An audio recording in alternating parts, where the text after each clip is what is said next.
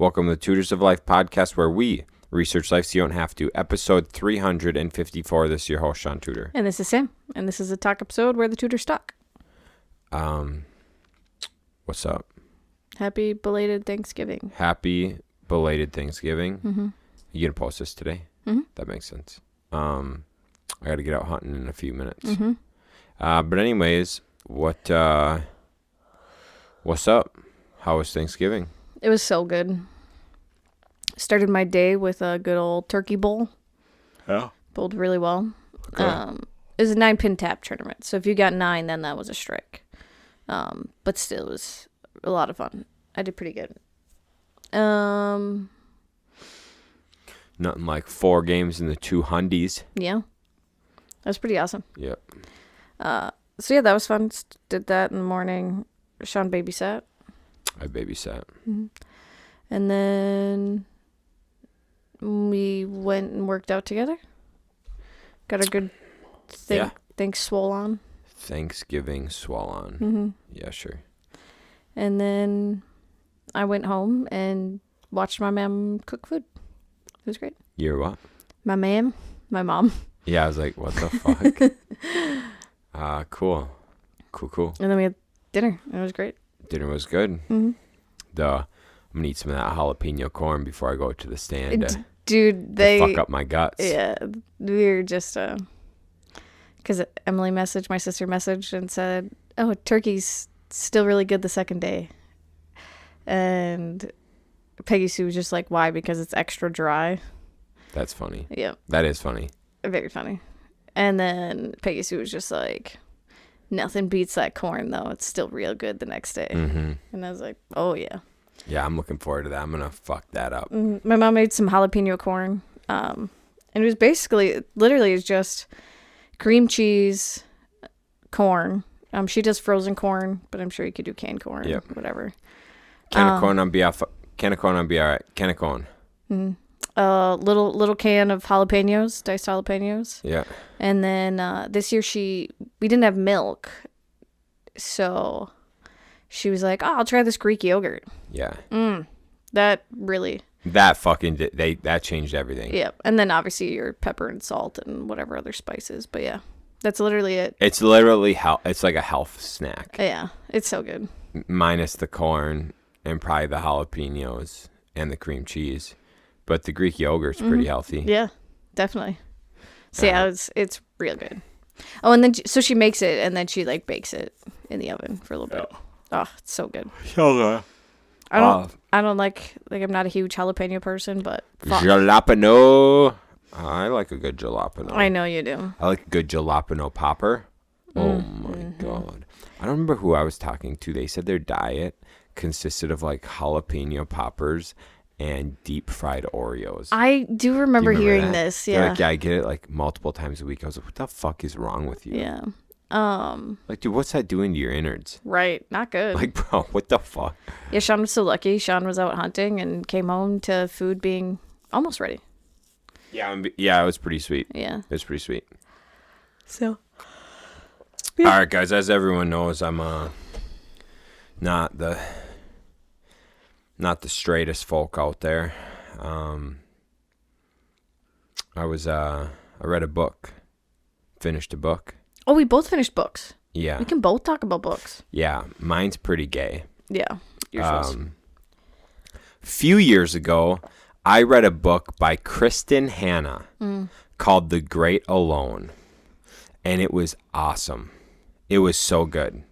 So my brain immediately thinks, if this book's good, all of her books are going to be good. Mm-hmm. So we bought like half a dozen of her books. Oh, I think we got more than that. I'm like, if one of them's good, all of them are good, right? I don't even know what kind of genre of writing does she actually have. Oh. Like, what is it? I don't know. Because it's weird, because like The Great Alone was fucked up. It was awesome, dude, but it was fucked up, but it was awesome. So far I've read 3 of her books, and they all follow a main female character. Okay? So you're reading about a main female character. And this one was about a lady with children in the Great Depression. And the first 100 pages was quite a struggle to get through. The next 200 weren't that good. They were pretty mediocre. The last 140 pages, it got more interesting. Mm-hmm. And then by the ending, I was like, damn, did not see that coming. Would I read it again? No. What did I like about the book was, dude, did they have it hard back in the Great Depression? We don't understand. Mm-hmm. And it was interesting because it was like the first time ever that I sided with the communists. Because that's not okay. Yeah, that's interesting. That's not okay. I'm not very pro-communism, but I was pro-communism reading the book. And the reason is everything starts with a very moderate position. Okay? So everything's like a very moderate position. Like, for example, allowing gays to get married. Mm-hmm. It was like, yeah, gays get married? That seems pretty all right. Like, yeah, you know what? They should be able to get married, right? And then there's people who are like, no, guys, we can't do this because if we allow this, it's just going to exponentially get weirder. And people are like, no. Like, gays can just get married. It'll be fine. Next thing we know, trans. Kids in school being able to transition without telling their parents, being called something else in school without notifying their parents what they're being called. And learning about sexual orientation in elementary school. Fucked up. Having gender-neutral bathrooms. Anyways, that's not what we're talking about. No, this is actually a good point. Just follow me for a second. Well, yeah, I know it's a good point, but you don't need to keep going. We get the point. All right. Minor attracted people, it's gotten out of hand. Yes. Okay. So in the book, communism back in 1930, in the 30s during the Great Depression, at least according to the book, I don't know if the book is very, very accurate, but it's still a fiction book. But she said she tried to keep a lot of the stuff that happened accurate, just different made up locations and made up people, right? Right. But so what the communists wanted was minimum wage and fair wages. Mm-hmm. That was it. Mm-hmm. Minimum wage and fair wages for a day's work. Mm-hmm. They're like, yep, we get that we got to work 10, 12-hour days. Not a problem. We're fine working 10, 12-hour days. All we're asking is not even for days off. They're not even they're just like, we're just asking if we could get paid fairly so we could live. And the big capitalists are like, no, because supply and demand. There are people who will work for less. And so they'd put in a 12-hour workday for 40 cents. Mm-hmm. So anyways, so in the book, I'm like, oh, damn, dude, communism probably started out with just hey, there should be a minimum wage, or hey, we should be compensated fairly for a full day's work. So if you picked 100 pounds of cotton, you got $1. But as the capitalists continued, it was down to 75 cents and then 10% to cash it. Mm-hmm. So you're down to 68 cents. 68 cents to pick cotton. Cotton's light. Mm-hmm. 68 cents to pick 100 pounds of cotton. And you could pick roughly 200 pounds a day if you're really good. If you're really good, you can pick 200 pounds a day. That's wild. So you're getting $1.30 a day. You're telling me you can live on that even back then? No. So anyways, it's just bonkers because it made me understand how an ideology can start very moderate and understanding and then ramp up to be like, oh, this has gone too far. Yeah. And I think that, like, in our terms today is essentially where the, like, radical left has what's happened. Because Democrats and, like, the Democratic way 20 years ago, 15 years ago was like, yeah, that makes sense. It's very moderate. Now,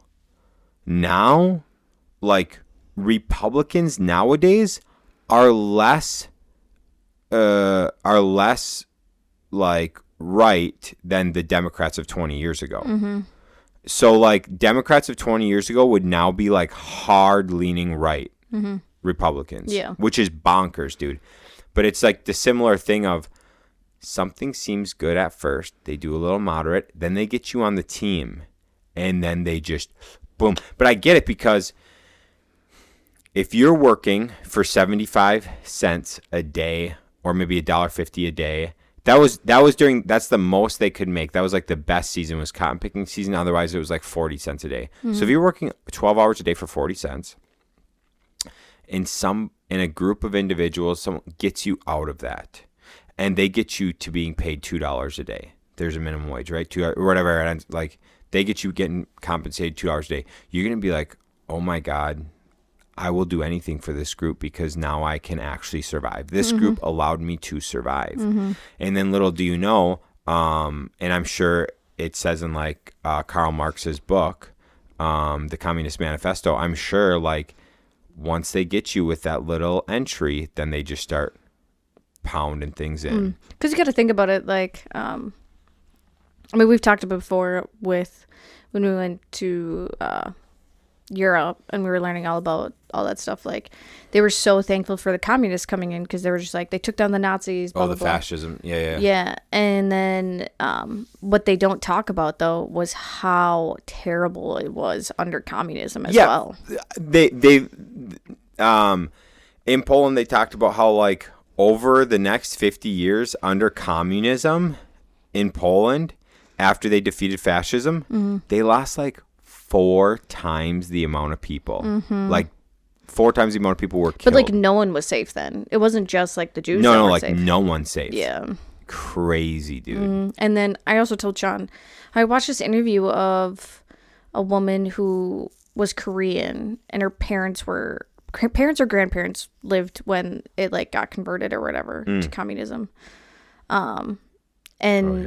She said like they were promised all these things from the communists, like, oh, it's not fair that all these people get all this land and you don't get all this land. Like, so just give us all your property and then we'll equally distribute it out. Right. But then they didn't distribute it out. They were just like, oh, no, we own it now. And so, like, it's just a party that makes all these promises, and then once they have all the power, they don't have to give you anything. No. So, yeah, it's just the party of broken promises. It is. Yeah, it's pretty fucked up. So that's what your book was about. That's what the book was about. So, yeah, it was super interesting. That part was really interesting for me, and that's why I was happy I ended up finishing the book, because I thought about quitting the book on page like 5, 10, 20, 100, 200. I did quit reading the book around page 300, and then I came back to it. Well, we did go on vacation in there somewhere. Yeah, I couldn't handle it anymore. I set the book down and grabbed a fucking Jack Carr book. But anyways, it's fun to see a different perspective like that. Yeah. It opened my eyes to some shit. Anyways, what's up? So Kristin Hanna is just she's just fiction. Just fiction? It's what they call it, because she does romantic fiction, historical fiction, all different types of fiction. So yeah, because this one, so Comfort and Joy was like romance. Yeah. I think was pretty much what that one was. But without the like, she didn't do like sex scenes, at least in the 3 books I read, which is good because I need to be reading that shit. I'm too pure of mind, for definitely smut reading. That one was more about just like romance. The first like 150 pages I was like, this is weird. Maybe 200 pages, but then you ended up liking it, didn't you? Yeah. And Katie said the same thing. I recommended it to Katie. I'm like, Katie, just so you know, you're going to hate the first like 2/3 of the book because I did, but then you're going to have to power through because the last third makes it worth it. Oh, sorry. Is there more? No, it ended up being a good book because of that. 2 other fun things for you. Kristin Hanna used to be a lawyer. I feel like that makes sense. Interesting. Yep. Hence the like boring first like 100 pages. I feel like that's why it makes sense. That also makes sense because I bet she's phenomenal at doing research. Yeah. And then The Great Alone, I think they're making into a TV or movie or something. Whoa. So Firefly Lane is a TV series already. I haven't seen that one. Or read that one. You haven't read that one? No. That's what I meant. I don't know what's going on. Yep, me neither. Oh, the UPS guy might be here. Makes sense. Yep. Anyways. Christmas season. Shit's always arriving. Yep. But so, that one, Brooke said she really hated the TV series because they changed one of the main characters to be like gay instead of straight. And she's just like, it just ruins the whole thing. It doesn't make any sense. So, but she said she really liked the book, and I think we own that book. So that's Kristin Hanna. Nice. Yeah, no, okay, that's cool. That makes sense. She has 20 books if you're curious. 20? Yo. Yeah, I think she's a really good author. Just some of this, you know what? The Great Alone, I loved the whole book. Then the other 2 books, I didn't love the books at all, but I liked them come the end. Yeah. Yeah, and like Four Winds just came out in like 2021, I think. Yeah, it did. So, my book I read Tomorrow and Tomorrow and Tomorrow or some shit. Yeah. Awful. I felt like I was reading. So there's 3 main characters, and I felt like I was reading all of their diaries. It was so boring. So boring. I have noticed something. What's that? Your book club, you guys rarely read a good book. Your book club's pretty much just like who can come up with a shittier book to read, and then you all get together and go, this book sucked. Yeah. And then you all, this is the issue. You all then pick again with 5 options, and for some reason, even if there's a good book in the 5 options, you all go, no, this one's got terrible reviews. Let's read this one. No, you look at the reviews of it. It like everyone raves about this book, and I don't know why. They hate it all. They all hate it. Well, I haven't had book club yet, so I don't. They might like it. They're gonna hate it. Usually I'm the outlier. Really? Yeah.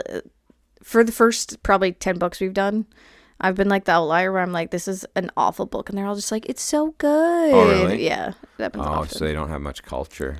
Yeah. I think the Kinda issue. like your mom's palate. Yeah. I think the issue is we keep picking books that are like on like Book Talk or like everyone's talking about it. Sure, yeah. So I think that's like the issue. So like my book, I don't have it up here. Lion's Den. We all loved that book. And that was just like a random book that I had bought at work because I liked the cover. And it turned out to be really good. And now I see people talking all about it, but that was after we already had read it. Interesting. So I do think I think a lot of books, if you see them like getting talked about, I think a lot of them are overhyped. That makes sense. That makes a lot of sense. Because the other thing was like the Throne of Glass series, which is up top. Because I got that as a gift from like a Reddit gift exchange or something, or Reddit book exchange. And they were just like the person who got me was just like, I really love this series. I hope you love it too. Whatever, here you go. So I read that series in 2019. Yeah. And I loved it, raved about it, all this great stuff. And then, but no one at fucking work would listen to me and read it. But then come 2021, 2022, her other series, the Akotar series, everyone was raving about that on Book Talk or whatever. And so all my coworkers read that series instead. And then they started reading Throne of Glass after that, and they're just like, oh my God, Throne of Glass is so good, blah, blah, blah. And I was like, I fucking told you guys this shit 5 years ago. Uncultured. Yeah. Interesting. So I think like popular books like that you see a lot of people talk about, I think sometimes can be not worth it. You want to know a book that's not talked about a lot that I think is one of the best ones? What's it? The Richest Man in Babylon. Yeah, I agree. That's good. It's a really good book, actually. And people are too scared to read it. Why? It's so easy. It's such a small, easy book. I think just because they don't want to know that what they're doing is wrong. Probably. I could see that. Such a good book. Mm-hmm. Such a good book, dude. Yeah. I'm trying to think of what other series I've read like recently, but... Oh, dude, did you see the... Bridgerton. That's good. Did I send that to you? Got my phone. The what? Fill dead space. Fill Dead Space? Yeah, with your talking while I look this up. Mimi, you're going to be just fine. You're going to be just fine. Stop it, dude. If you just... Did you watch the one I sent you by... Sorry, guys. I don't know how to... Thatch Win? Thatch Win? No. You didn't see that one? No, I didn't. All right, let me see this. Okay. So who's it? This is a dude, investor and developer for 30 plus years. Has a real estate investing thing. He's got 1.4 million followers. I've been following him for a few years. Mm-hmm. But he made a post. He did like a talk on stage. Mm-hmm. I sent it to you. Okay. So it's got 276,000 views on Instagram. So anyways, what he was saying is like, hey, why are you in real estate? And people are like, oh, so I can like retire. Yes. Did you watch it or no? Yeah, I think so. And he's like, okay, to retire. So how many units do you need? And they're like, well, I don't know. And he's like, well, what do you mean? Like, you don't know? Because they're just like chasing a number. Like they're chasing a number. They're just trying to get as many as they can. And he's like, well, so if you had, I think it was like $15,000 a month.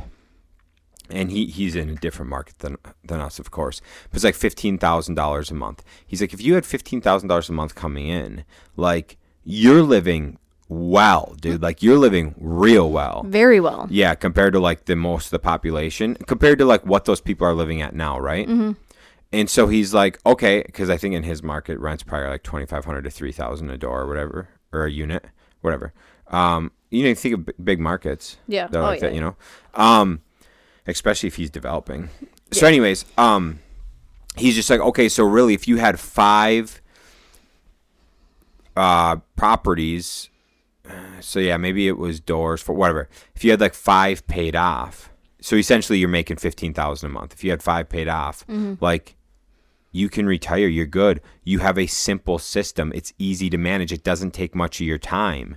And then you get, so he's like, why would you, like, what's the point of continuing to grow, making the system dirty, throwing in a bunch of moving parts and make it so it's like a full-time job when you just wanted to retire? Right. And so had you just kept it small and paid it off, granted you don't get the tax benefits, guys, but keep this in mind. If you're working a W-2 right now, you don't get the tax benefits anyways. Yeah. So why the fuck's it matter? You don't know the difference. You just watch these things and go, oh, well, taxes. Well, you're not writing off taxes anyways now, so shut the fuck up. Anyways, so it's like, what's wrong? What he's saying is, what's wrong with having, 5, 10, 15, 20, maybe say you have 20 doors paid off. So if you have like 20 doors paid off, so like 5 properties fully paid off, right? Bringing you in $15,000, $20,000 a month. Granted, you got to pay your insurance and you got to pay out your taxes and shit like that. But you're living pretty damn good. Mm-hmm. So I think how it goes is like, so if you had 20, so let's just say like in our case, if you had 20 doors, right? And you got $1,000 a door, so $20,000 a month. times 12 months, operating costs around 35%. And so you'd get like 84 grand. So maybe you'd want 25 doors paid off, right? But it's still like that's pretty, that you could retire. You could retire making $84,000 a year. Are you tracking what you're not paying attention at all? But so like 20 paid off doors of just like your basic properties, $20,000 a month after your 35% operating costs, then you're at $84,000 a year, and so you're living on. So you're making $84,000 a year. That's a pretty good wage to like retire on. You know what I'm saying? Especially if you're doing like some of your own maintenance, some of your own property management, shit like that. Like you recoup a lot of that money. That's what I was just thinking about while you were talking about that, because like we take our cash flow out. Yeah. And if we instead like applied that to our loans instead, like how much faster we could just have those ones paid off and then just take the income. Oh, dude, you could do that so fast. I mean, we're probably not going to do that. No. Because that's not our game right now. That's not what we have set up. We got a little bit different goal in mind. But it's so true, dude. It's so true. Yeah. And I know people just it's the addiction to more because they went to a seminar, because they watched some YouTube videos.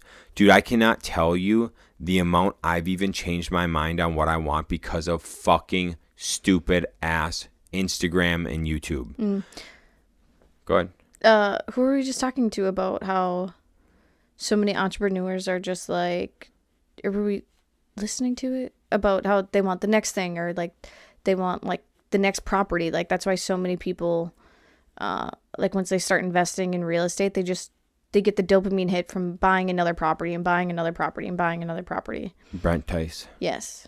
And then like also with like serial entrepreneurs, like they get the joy out of get the hit. Yeah, the hit of the next business. And they don't, not saying they don't fully commit to all the things they have in previous, but sometimes it's good to take a step back and slow down just so you're doing things correctly, like getting properties that actually make you money, or go towards your goals, because maybe making money is not your goal. But yeah, like taking the time to think through those decisions before just jumping into the next and the next and the next.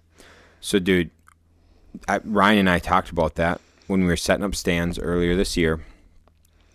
I was like, hey, we were both addicted to powerlifting and didn't care about money.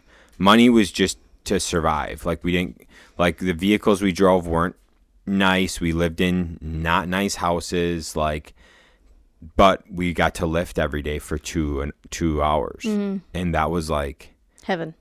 That was the dopamine, dude. Literally, I think back to how excited I would be every day to go to the gym. I would be sitting in class just like, when the fuck will the day end so I can lift?